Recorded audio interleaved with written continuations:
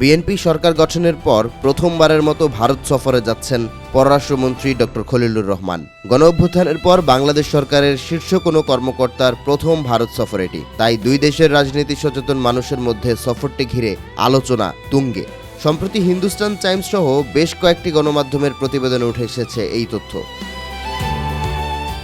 যেখানে উল্লেখ করা হয় পররাষ্ট্রমন্ত্রীর সফর শুরু হবে 7 এপ্রিল। এ সফরে গঙ্গা পানি বন্টন চুক্তি এবং ভারত থেকে আরও জ্বালানি আনার ব্যাপারে আলোচনা হতে পারে।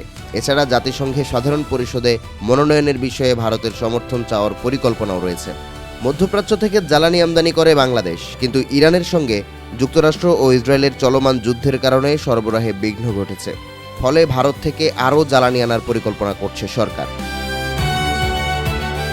নাম প্রকাশ না করার শর্তে ভারতীয় সূত্রগুলো জানিয়েছে, পররাষ্ট্রমন্ত্রী খলিলুর রহমান ভারতের পররাষ্ট্রমন্ত্রী এস জয়শঙ্কর, দেশটির জাতীয় নিরাপত্তা উপদেষ্টা অজিত দোভাল এবং বাণিজ্যমন্ত্রী পীযূষ গোয়ালের সঙ্গে বৈঠক করতে পারেন। বৈঠকের সম্ভাব্য সময় হিসেবে আগামী 8 এপ্রিল নির্ধারণ করা হয়েছে। জাতিসংঘের সাধারণ পরিষদের সভাপতি পদে পররাষ্ট্রমন্ত্রী ডক্টর খলিলুর রহমানকে মনোনয়ন দিয়েছে বাংলাদেশ। এক্ষেত্রে তিনি ভারতের সমর্থন চাইতে পারেন বলে প্রতিবেদনে জানিয়েছে হিন্দুস্তান টাইমস। এর আগে সমর্থন চাইতে তুরস্ক সফরে যান পররাষ্ট্রমন্ত্রী। 1996 সালের ডিসেম্বরে ভারতের সঙ্গে বাংলাদেশের 3 দশক মেয়াদী পানি বন্টন চুক্তি স্বাক্ষরিত হয়। মেয়াদ প্রায় শেষ হওয়ায় গত কয়েক সপ্তাহ ধরে দুই দেশের প্রতিনিধি দল চুক্তিটির মূল্যায়ন করছে।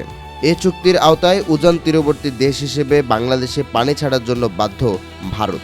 ভারতীয় কর্মকর্তারা জানিয়েছেন, এ চুক্তিতে পানি প্রবাহে জলবায়ুগত প্রভাব এবং পশ্চিমবঙ্গ সরকারের অংশগ্রহণ খুবই গুরুত্বপূর্ণ। নতুন করে যদি চুক্তি হতে হয় তাহলে পশ্চিমবঙ্গের রাজ্য সরকারকে এতে সম্মতি দিতে হবে। দীর্ঘ 1.5 দশক ধরে পশ্চিমবঙ্গ শাসন করছেন মমতা বন্দ্যোপাধ্যায়। আগামী 23 এপ্রিল রাজ্যটির বিধানসভা নির্বাচন, যেখানে তৃণমূল কংগ্রেসের আধিপত্য ভাঙতে উঠে পড়ে লেগেছে বিজেপি। সংশ্লিষ্ট সূত্র বলছে, বিধানসভা নির্বাচনের আগেই বাংলাদেশের পররাষ্ট্রমন্ত্রীর ভারত সফর গুরুত্বপূর্ণ। এই সফরে ভবিষ্যৎ দেনা পাওনা, প্রতিশ্রুতি ও সমর্থন নিয়ে হতে পারে আলোচনা।